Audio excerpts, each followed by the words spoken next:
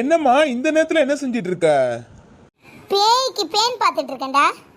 காலையில வாங்கிட்டு வந்த காய்கறிடா தனித்தனியா பிரிச்சு ஃப்ரிட்ஜ்ல போடுறதுக்கு என்னடா கேடுவான் பொண்டாட்டிக்கு? ஒரு ஒரு காசு பார்த்து பார்த்து செலவு பண்ணிட்டு கிடக்குறேன். பாதி காய்கறி அழுங்கி போயிடுது. எங்க அவளுக்கு தூக்கம் தானே முக்கியமா இருக்கு. ஆமா, நீ என்ன இந்த நேரத்துல? தண்ணி எடுக்க வந்தமா. ரூம்ல பாட்டில்ல தண்ணி காலி ஆயிடுச்சு, அதான் எடுக்க வந்தேன். இது அவளுக்கு இதை விட என்னடா பெரிய வேலை இருக்கு? சரி, நீ எதுக்குடா பொசுக்கு பொசுக்கு எந்திரிச்சு வர? ஒரு பாட்டில் தண்ணி தானடா, போய் எடுத்துருவான்னு சொல்ல மாட்டியாடா? உங்களெல்லாம் இப்படியும் அப்படியும் திரும்பாம தரையில உள்ள பொருளை கூட குனிஞ்சு எடுக்க விட மாட்டேன்டா. அந்த மாதிரி பாத்துக்கிட்டேன் உங்களை. இன்னைக்கு பொண்டாட்டி வந்தவன காலைல சக்கரத்தை கட்டிக்கிட்டு வேலை செஞ்சுட்டு இருக்கீங்க. இல்லம்மா, அவ தூங்கிட்டா. ஆமாப்பா, காலையில 11 மணி 12 மணிக்கு எந்திக்கணும்ல. இப்பவே தூங்குனாதான் எந்திக்க முடியும். பாத்தியா என்ன பதில் சொல்றதுன்னு தெரியாம முடிச்சுக்கிட்டு போறான்.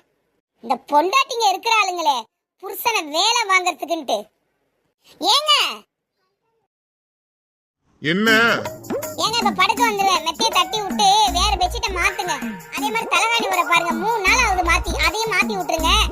கீழே மட்டும் கட்டில கீழே குப்பையா கிடந்தது, பூ கட்டினது அப்படியே கிடக்குது. அதையும் கொஞ்சம் கூட்டி போட்டுருக்க அந்த வாரம். என் பொண்டாட்டி என்ன வேலை வாங்கலாம், தப்பு இல்ல. என் பையன் தான் அவன் பொண்டாட்டி வேலை வாங்க கூடாது, அது மிகப்பெரிய தப்பு. என்னங்க யதார்த்தத்தை சொன்னேன்டி, யதார்த்தத்தை சொன்னேன்.